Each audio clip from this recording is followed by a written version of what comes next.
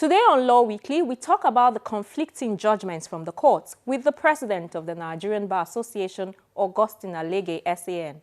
Ahead of his handover to a new leadership, we also review Mr. Alege's tenure in office.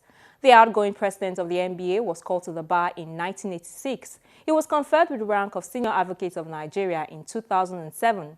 And in 2008, he obtained a diploma in International Commercial Arbitration from Keble College, Oxford University in the UK. He is also a fellow of the Chartered Institute of Arbitrators in the UK.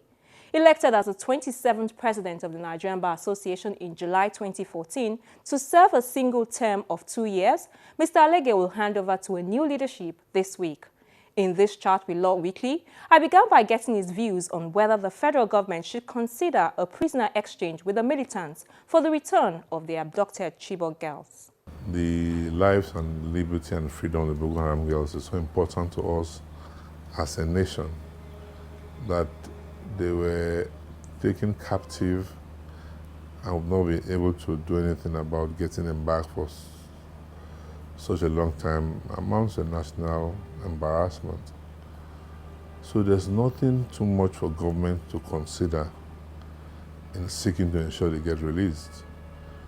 If you look at other crimes between Israel and Palestine, they have amnesties and they do prisoner exchange. The details, I don't know how they work the details out, because I know in every prisoner exchange program, you have a category of those who can be qualified for release or exchange. You have a category of those whose cases are never considered, those who may have committed the most heinous of crimes. So we need to interrogate that process. At least let us start. Let us find out who we can give to them. Let us find out who they are giving to us. But I don't think that there's anything that is too much for the federal government to do to try and secure the release of those girls. Let's come now to issues of the profession. There's been serious outcry against this issue of conflicting judgments, even from courts of the same jurisdiction, especially talking about the PDP leadership case and even the Abia governorship case. How do you think that this issue can best be tackled? Conflicting court judgments are a scourge in our system that must be discouraged. And when they're coming from the same court, it makes it more disturbing. And I believe that the Chief Judge of the Federal High Court will be dealing decisively with this matter. I do not see how we can continue to operate like this.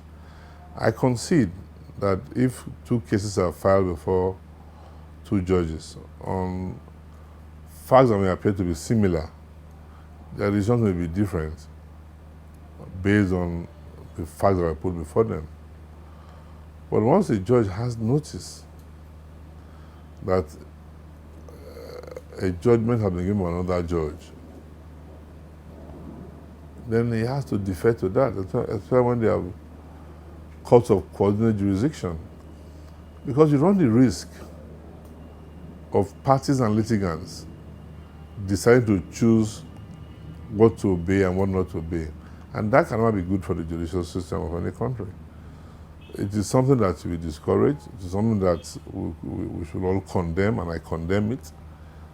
And I believe that we need to formulate a system where we can have a clearinghouse that determines how matters go to courts. How can the NBA intervene, though, if judges defer to themselves? What about lawyers? Well, NBA has, on its own part, been dealing with lawyers who have an ambiguity of forum shopping, abuse of injunctive orders, and we've had matters where we've dealt with all those lawyers. As I said, it depends on the nature of the case. Take the PDP convention, for example. Let us assume a member aggrieved wants to go to court in Port Harcourt. Another one aggrieved wants to go to court in Lagos. They are two different lawyers. Lawyer A may not be aware that Lawyer B is filing. So if by mere filing you say he's committed misconduct, he may not have had knowledge. But if you have a clearinghouse, then as you file, you'll be informed that a similar matter on file and will be consolidated. Those should be taken there. You have to yield. So, whereas it is important that the lawyers play their role in ensuring the smooth of justice, where there's a knowledge gap or there's a dearth of information, then you cannot blame them for taking all the steps that they have taken. Who should drive this process of a clearinghouse? You know that our system here is so analog. But I'll tell you that in some jurisdictions that I know of, it's very simple. You have a registry of cases. So if I came to file a case, it's done by the computer. You enter the case over PDP convention. Once you file any other case in that court system, it sends it to the same judge. In some countries now, you don't need to go to see the CJ to assign your case. I know of many jurisdictions, if the administrative judge or the CJ travels, you cannot assign cases. This thing can be done by the computer. You input the names of the judges in your state. The computer knows how many cases they have. So if you have a land division, you have probate, it will know. So once you are filing the matter, as the registrar is entering the papers, at the end of the process, it gives a suit number and assigns to a court. You don't have to see the CJ. See, these are steps we need to put in place to ensure there is no corruption. Have you discussed these issues with the leadership of the bench or even the CJN? I know that the judiciary is working on a digital process, and I believe that this is something that they will take in. But it's so simple. If we take a policy that when any matter is assigned to a particular court, any similar matters of that nature must go to that court. Let us assume that is established as practice directions, and you sued me in Benin, and then you went again and sued me in Sokoto. I will tell the judge in Sokoto that this case, or a part of it, is already on in Benin. So if we've agreed that this is how we should work, once the judge sees the writ, they will transfer the case. If this will benefit both lawyers and judges, shouldn't the bar actively partner with the bench to make this work? There are things that we can do that will work with the judiciary. We'll keep working with them to ensure that the system gets better. We don't relent. We'll keep telling them these things can be done. These things can be done. They cost money, and of course you hear, well, there's no money in the system. But there are things that can be done. At times, we may have a difference of opinion. In the Abia case, for example, 2 judgments were given,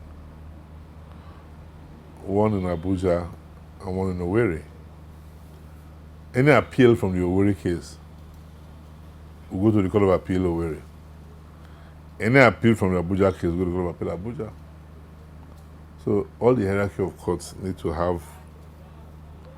We've canvassed this at different times, but we hope that the implementation will come. It is not something within, we cannot determine the rules of operation for the courts.